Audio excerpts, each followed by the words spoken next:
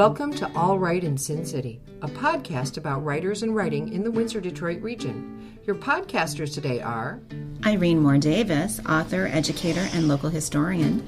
Sarah Jarvis, former bookseller, publishing rep, and literary festival chair. and me, Kim Conklin, Windsor-based writer and filmmaker.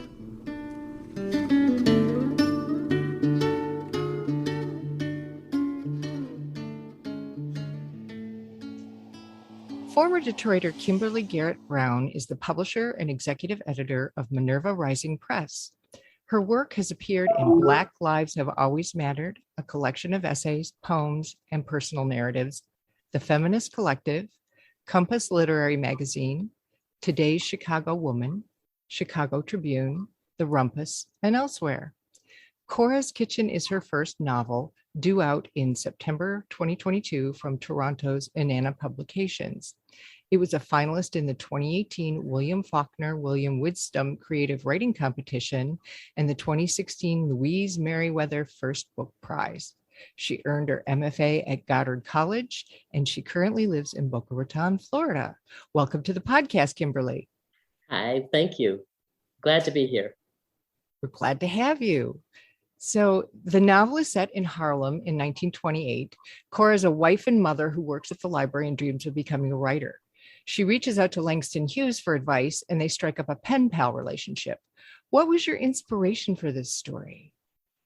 I've always been a fan of that time period. The 1920s started off, probably, in school when you learn about the different time periods, but then specifically the Harlem Renaissance. And I sort of zoomed in on Langston Hughes because, I don't typically like poetry. I keep saying that, but that's not true anymore. In the past, I didn't. I'm beginning to really appreciate it now, but I always loved his poetry. And so there was a poem that kind of frames the book that really sort of gave me an idea as to what women must have gone through if they wanted to write or, had an art or some type in the 20s, and particularly if they were Black. So many of those things were not possible because of, racism and discrimination and oppression, and not to even mention, sexism too. So I thought, what would happen if there was a woman that wanted to be a writer, but everything was kind of conspiring against her to do it? That's sort of that's sort of what kind of got me going on that. So you've touched on the reasons why it would be difficult for Cora to write during those times. Without giving too much of the plot away, what are some of the ways that she gets around that? I think it's very much like women today when we try to write and we have a family and we have a job. She takes snippets of time when she's got a free moment, carrying a notebook with her. Those types of things are how she gets around it. It's just a matter of a little bit here, a little bit there, and not, unlike my own journey as a writer, particularly when my children were younger. There is some tension between Cora and her husband, Earl, a musician. Earl insists on his right to play music, but he seems threatened by Cora's need to write, and she keeps her letters to Hughes a secret from him. Do you find creative competition with partners as a common barrier for women writers? I think it is. I actually just finished a really fun, I guess it's a romance novel by Jasmine Gilroy. I think that's the right, say her last name correctly, but and she wrote about it in her book. She was writing about a writer and his mother, and I think it is a thing, particularly if they're both creative, if they both have dreams. I think women, because of our nurturing and responsibility, I think we end up putting our family and our responsibilities a lot before ourselves. There are very precise details in the book. For example, a quarter buys Cora 3 bundles of collards and also a load of laundry in the Wringer washing machine down in the basement of her apartment building. And $3 buys a trip to the beauty salon. So what was your approach to doing that historical research to kind of ground all of that? And what methods or techniques did you find the most helpful? Well, I would start with Google. But because I used to be a college professor, I would start there to sort of see where I might go to a better source in terms of finding newspaper articles, ads, things like that, to sort of tell you about the price. And it was it was a little bit difficult to sort of imagine that. But then I forgot about this. I had the advantage of growing up with a lot of older relatives. And my grandmother's aunt used to live with her, and she was older and she worked during that time period. And she used to talk to me, like we would sit on the sofa and she would tell me stories about working for people and how much she made. And so that also helped to ground the details too, just memories from older relatives also. You know, it's a blessing to have. I mean, I feel like I was really, really fortunate. I knew all my great grandparents except for one set, and great aunts and great uncles. And so I was able to, because I love to sit and listen to their stories, I was able to collect that. And, you know, those memories also helped to form those ideas too. Did they have some stories about maybe Detroit in those days, or, you know, that time period at all? Most of my family, like a lot of people from Detroit, Black people from Detroit, came from down south. So a lot of the stories were specifically from Mississippi, because that's where my family, or Tennessee, which is where my family was from. So many of the stories that they told me came from those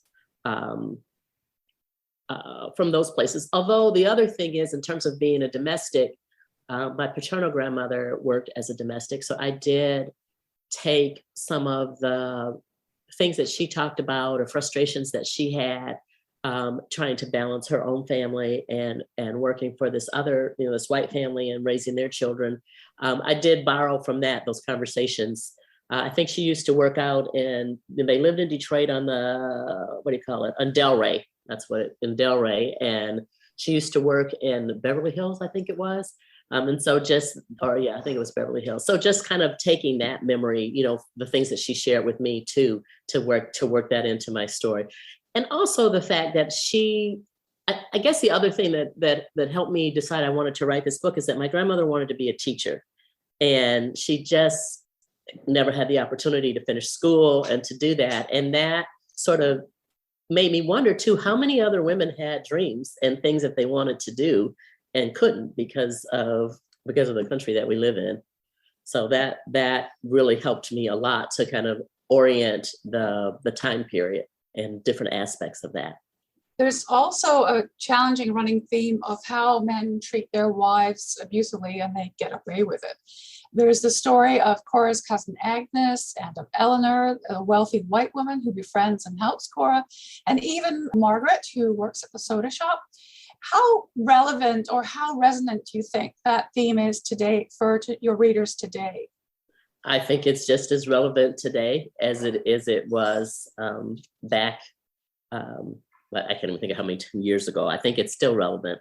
I think depending on what your economic status is, there's a lot of times when it goes underground. When I was in college, I used to volunteer at a safe house for battered women. And I will never forget us providing shelter for one of the professor's wives. And, you know, you tend to think, when you think of domestic violence, you tend to think of lower income, less educated. And that's just not true. And I think that also, you know, informed my desire to write about that, because it's something that a lot of time gets sucked underground. And women don't feel safe to share.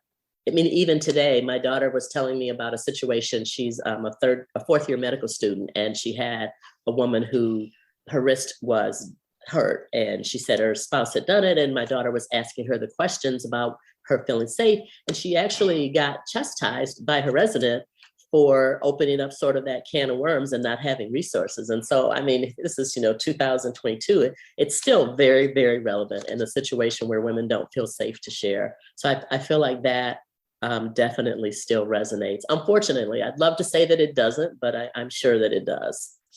In the end, Cora rejects Langston Hughes' advice to write instead about what it means to be a woman in a world that respects neither your body nor your mind. What gains have we made in the world's view of women since Cora's time, and what do women and women's writers still need? That's an interesting question in light of of the last few weeks, I think that women have gained an opportunity, have gained the ability to have conversations like this. That if you even look at this call, there's different women, and I'm sure we come from, well, we all are from, have a connection to Detroit, but we come from different places, and being able to come together and talk openly, I think that's one thing. To be able to bring out a lot of the women's issues out to the forefront, I think is an improvement. There are lots of vehicles, be it movies or books or magazines, that sort of bring women together. I think that is also an improvement since the 1920s or the earlier part of that century. But there's also, sometimes when I read things, I think, are we still really dealing with this? It's even as a writer, I remember a couple years ago, this idea that women's stories were small, like no one wanted to really hear.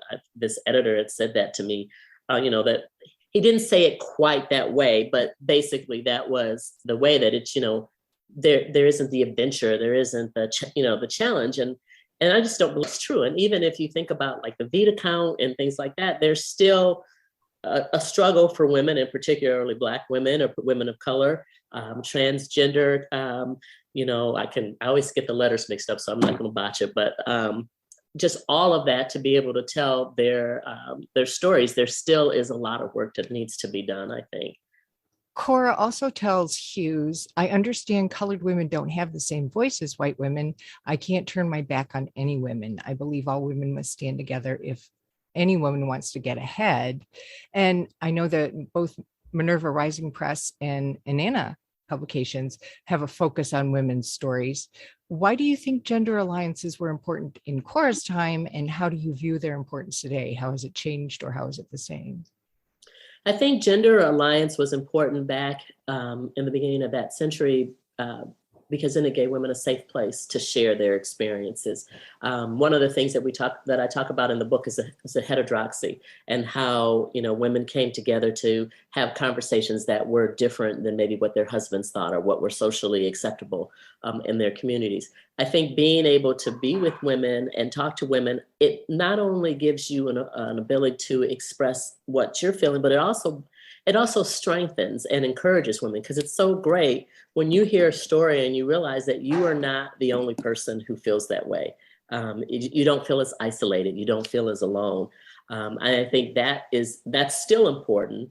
And things like, unfortunately, things like Inanna and Minerva Rising have existed because we focus on the stories that women have to tell that are important and that get maybe overlooked because, the belief that they're smaller stories. They aren't. And that's the only thing I can think of to really describe it. I think that women have so much that they are managing. They're managing whatever their creative desires are. They're managing relationships, and a lot of times children or not children, or the society in as a whole. All of that is sort of in their lives trying to manage that. And I think when you're with other women, it's a safe place to just sort of unload and grow who you are inside. I think that is the biggest piece of it. And it was just important. That's what I love about this story between Eleanor and Cora, but it also is the reason why I started Minerva Rising. And it's one of the things that I love about the friendships that I have with the women in my life, is how much just sitting and having conversations with them fills me up, that encourages me. And I feel like, there are things that maybe you don't want to tell someone that's your experience. And then they say something, you're going, oh, okay, I'm not the only one who feels that. And that's so, so important. So that's, to answer your question, I think it still is important now. And maybe, in light of everything that's been going on, maybe even more important that we continue to bind together because, we need each other and we understand each other. I think that's why it's so important. Tell us a little bit about Minerva Rising Press and your work for that. And how do you find the creative process of being a publisher connects or doesn't connect with your creative process as a writer, as a fiction writer or nonfiction writer? When I first started Minerva Rising, I had no idea that there would be a huge disconnect between me as a writer and me as a publisher editor, because there just isn't enough time in the day to do both. So that took me a while to be able to get back to my own process. But I love, the idea of working with women, helping their stories sort of grow and become better. We actually won a couple awards this year for books that we published. We won one with Forward Review, a bronze for multicultural fiction. And then we won a silver award for a kind of self-help creative book through Nautilus. So it's nice to be able to help women sort of live their dream and to see these ideas. And I, in terms of my own creative process, when I'm editing a book or I'm editing a story, it really grows me as a writer, because I watch what they're doing and what works and what doesn't work, and how we have these conversations about the process. And I use all of that in my own writing, and I love that. I wish I had more time to do that than the other parts of running a publishing business that requires a lot of the worst things of time for me, the administrative stuff. So, Will, would you like to read from Cora's Kitchen for our audience? Sure. I'm just going to start at the beginning. I feel like that's March 29th, 1928. The last thing I wanted to do after working all day was traipse around Harlem looking for that boy. But Mr. Peterson called the house again this evening. Junior didn't show up for work for the second time this week. I contemplated waking Earl to go look for him, but he's ornery if he doesn't get a nap before he goes to the club. I checked the park between our house and the school, but Junior wasn't there. A couple of girls who looked his age told me they talked to him right after school, although they didn't remember which way he went. I searched the alley, basement apartments, stairways, and every other hidden corner I could think of until I wound up at Shorty's bar. Young boys like to hang out there because they drink and gamble. I told Junior if I ever caught him there, I'd wear his hide out, but he thinks at 13 he's grown. The place was practically empty, still reeking of musty cigar smoke and alcohol. 3 men sitting at a table just inside the door stopped talking when I came in. The floor was so sticky, I feared my shoes would get stuck. I walked over to the bar and asked the bartender if he'd seen Junior. He hadn't. I turned to leave, but noticed the men at the table watching me. One of them, wearing a gray pinstripe suit, nodded as he swirled his glass. I stopped at the table to ask if they had seen Junior, even though I knew they wouldn't tell the truth if they had. Of course, they said they hadn't. On my way out, I recognized a boy from our building. He ducked his head when he saw me. Young folks today don't respect their elders as they did when I was coming up. If someone's mother from the neighborhood was looking for them, I would have spoken up, mostly out of fear that she would tell my mother I hadn't helped. Nowadays, there's no telling how parents might react if you tell them about their children. It's best to mind your own business unless you know the parents well. I walked up and down a few more blocks and then to Peterson's Market to see if Junior had shown up. Lo and behold, there he was, sweeping the floor behind the counter. "What are you doing here, Mama?" he asked, as if he'd been there all along. I had a half a mind to take off my shoe and beat the living daylights out of him. But Mr. Peterson was standing next to him. "Mrs. James, what brings you down here?" he asked. "I need some collars for dinner," I said. I bought 3 bundles of collars so I didn't look like a fool, but I tossed them in the first rubbish bin I passed on my way home because they smelled sour. A quarter wasted. Mr. Peterson ought to be ashamed of himself selling near rotten fruits and vegetables for twice as much as they can get them at a market uptown. But he knows no one is going to complain. He's the only market for almost a mile. Most people don't have money or time to search for a better deal. I suppose I shouldn't complain, though. At least Junior has a job. When I got home, Earl was getting dressed for work. He fussed all through dinner after I told him what happened. Junior was lucky his father left for the club before he got home from work. Hopefully Earl will calm down by the time he sees Junior in the morning. The whole incident reminded me of the Langston Hughes poem I came across shelving this afternoon called Troubled Woman. I cried as I read it. It felt as if Langston was standing in my kitchen watching me hunched over the sink, washing dishes. I'd never thought of myself as troubled before, but I am.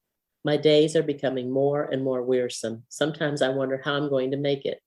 I copied the poem onto a piece of paper to study when I got home. It makes me want to write, but I don't know where or how to start. It's too bad I can't write like Langston. I'm sure I would have a lot of stories to tell about being a troubled woman.